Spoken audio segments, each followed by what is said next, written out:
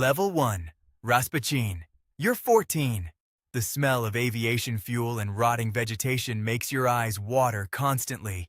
You are standing waist-deep in a concrete maceration pit hidden beneath the canopy of the Putumayo jungle. The ambient temperature is 98 degrees. Humidity sits at a suffocating 95%. You stomp on 80 pounds of raw coca leaves mixed with 55 gallons of gasoline, sulfuric acid, urea, and industrial cement powder. You earn $12 a week. Your cheap rubber boots cracked on the third day. The acidic sludge eats at the skin between your toes, turning the flesh white and raw. Chucho sits on the edge of the pit under a tarp. Chucho had a jagged scar across his upper lip and constantly chewed raw sugarcane, spitting the fibrous pulp into the mud. "Keep the rhythm," Chucho spits, tapping a rusted machete against the concrete wall. You walk in tight circles for 11 hours a day. The blisters on your heels pop, bleeding directly into the toxic gray mixture. You don't stop walking. You don't complain about the heavy fumes burning the lining of your lungs. If you stop, you don't eat. Nobody sees the acid dissolving your skin. Nobody sees the blood mixing into the base paste. The system is a machine designed to break the weak. You keep stomping. Level 2, Cristalizador. You're 19. The jungle laboratory hums with the deafening roar of 3 diesel generators. You don't stomp leaves anymore. You cook the crude base into pure hydrochloride. You handle ether, acetone, and concentrated hydrochloric acid in a tin roof shack wrapped in black plastic. Your lungs are permanently scarred from the chemical vapor. You make $200 a load. The batch you are currently filtering through a stained cotton cloth is worth $40,000 on the coast. Hector stands by the heat lamps. Hector wore a heavy silver crucifix and always tapped his left steel toe boot when he was nervous. "The ether is running hot," Hector mutters, looking at the glass beakers. Suddenly, a spark from the nearest generator catches the heavy, invisible ether fumes pooling on the floor. A wall of blue fire erupts across the wooden drying tables. You don't panic. You grab a heavy, chemical-soaked fire blanket from the wall. You throw yourself directly onto the flames, smothering the chemical fire with your own body weight. Your forearms blister instantly. The smell of singed hair and melted plastic fills the shack. You lie there for a minute, the heat radiating through the heavy wool. You save the batch. You save the lab. The cartel doesn't give medals for bravery. They just hand you another bucket of acid. Heat is the only truth. Level 3, Sicario. You're 22. The vinyl seat of the stolen Yamaha DT175 vibrates violently between your thighs. You are riding pillion through the steep, winding streets of the Comuna 13 in Medellín. The air smells of rich exhaust, rain, and frying arepas. You carry a modified MAC-10 submachine gun under a thick leather jacket. The target is a municipal judge who refused a $50,000 bribe. The contract pays $2,000. Jairo is driving. Jairo wore counterfeit Ray-Bans even at night and breathed heavily through his nose. "He's at the red light," Jairo says, downshifting the bike to a crawl. The motorcycle pulls up to the passenger side of the judge's unmarked sedan. The window is rolled down. The judge is listening to the radio. You raise the MAC-10. You wait 1 full second in the absolute chaos of the traffic. You look him directly in the eye. You pull the trigger. 3.5 pounds of pressure. 30 rounds empty in under 3 seconds. The noise is deafening, echoing off the concrete storefronts. Jairo accelerates hard into the oncoming lane, weaving through the stalled cars. You dump the hot, smoking weapon into an open storm drain 2 blocks away. You sit in a plastic chair at a corner bodega an hour later, drinking a cold glass bottle soda. Your hands don't shake. The metal leaves a permanent stain. Level 4, Jefe de Sicarios, you're 26. The safe house in Envigado smells of stale beer, gun oil, and cheap cologne. You command an oficina de cobro, managing a crew of 20 shooters. You don't ride on the back of motorcycles anymore. You hand out the photographs and the addresses. Your weekly operational budget is $30,000 in wrapped, low-denomination pesos. Yesterday, one of your youngest boys panicked on a hit outside a bakery. He shot the target, but his spray caught a 10-year-old girl walking on the sidewalk. The city is enraged. The national police are kicking in doors across the barrio. You sit at a heavy wooden dining table. Your entire crew is watching you. The boy is kneeling on the tile floor, weeping, begging for his life, swearing it was a ricochet. You have to examine the failure out loud. You don't yell. You detail exactly how his poor trigger discipline and failure to secure the backdrop brought the heat of the entire state onto the cartel. You realize that leadership isn't about giving orders. It's about executing the consequences of those orders. You draw your 9mm Beretta. You shoot the boy once in the chest. You hand the gun to Gyro. You order him to mop the tile. Before we go further, if you've made it this far, comment what career you want to see next. Hit that like button right now and subscribe. We upload every single day. Level 5, Traqueto. You're 31. The radar screen in the makeshift control tower sweeps in a silent, glowing green circle. You operate from a clandestine dirt airstrip in the Guajira Desert. You manage the logistical bridge to Miami. You load twin-engine Cessna 210 Centurions with 400 kilos of product. You clear $100,000 a week. You wear imported silk shirts that stick to your back in the Caribbean heat. Arturo stands by the edge of the runway holding a heavy mag light. Arturo chewed on unlit cigars and always checked his gold watch twice a minute.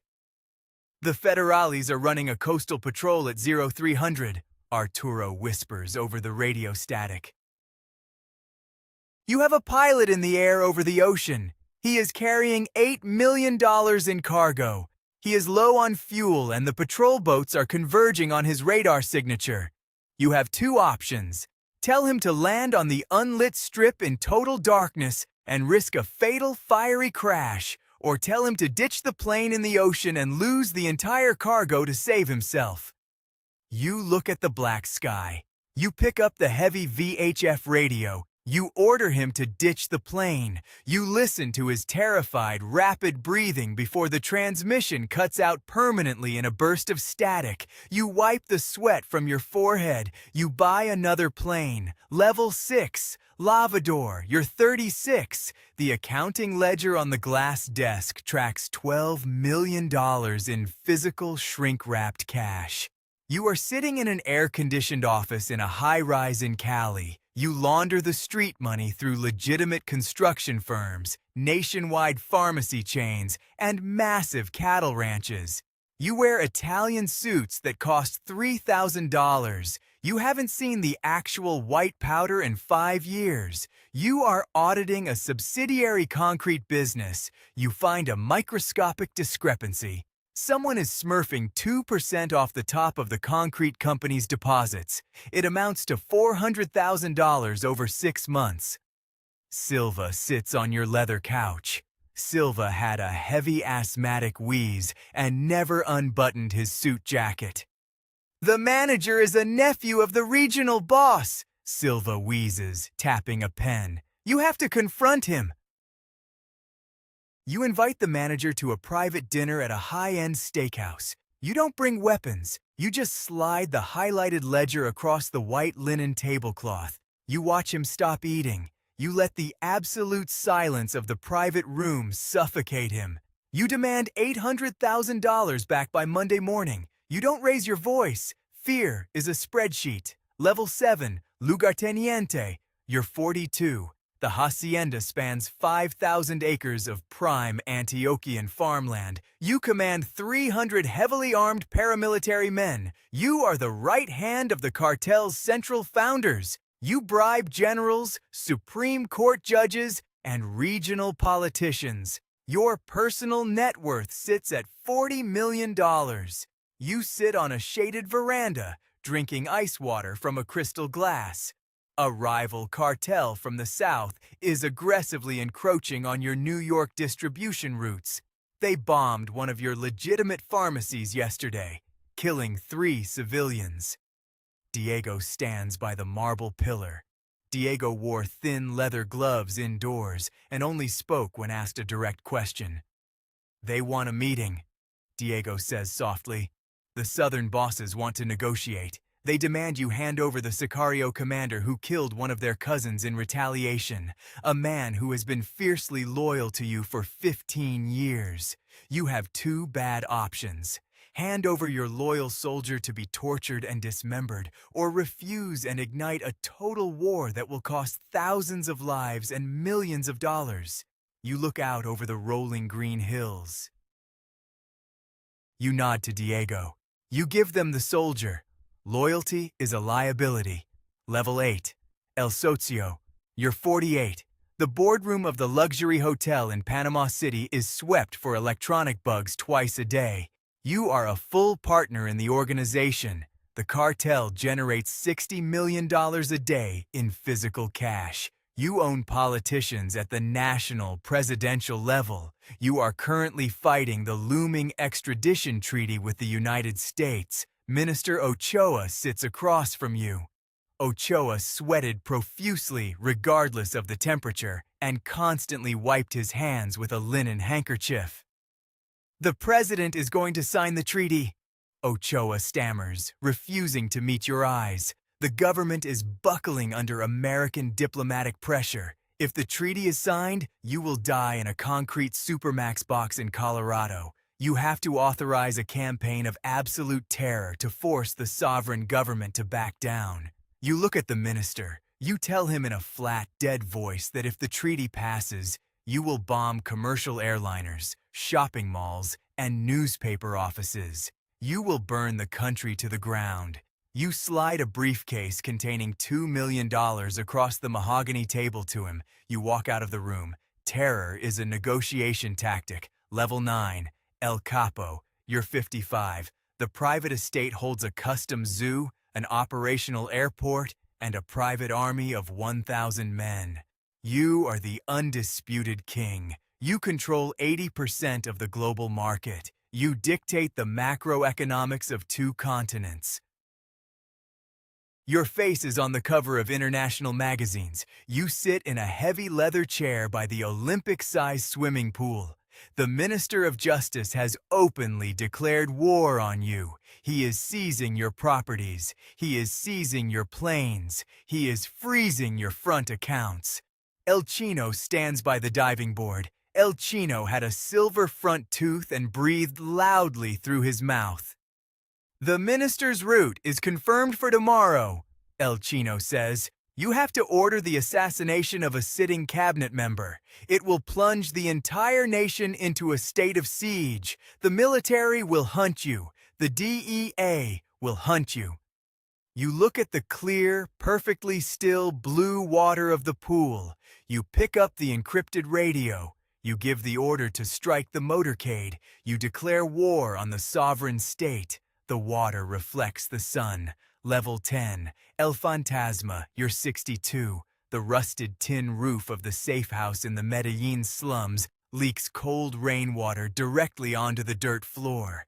You are the most wanted man on earth. The $60 million a day is gone. The 5,000-acre haciendas are seized. You are hiding in a 2-room brick box with 1 exhausted bodyguard. You have a massive multi-million-dollar bounty on your head. The elite search block is kicking in doors 3 streets away, triangulating your radio signal. You sit on a bare, stained mattress. The radio crackles with encrypted police chatter. You don't think about the billion-dollar bank accounts. You don't think about the airplanes or the politicians or the car bombs that tore the city apart. You listen to the rain hit the metal roof. You think about Chucho chewing sugarcane in the suffocating heat of the jungle pit. You think about Hector tapping his boot before the fire. You think about Gyro shifting gears on the stolen Yamaha.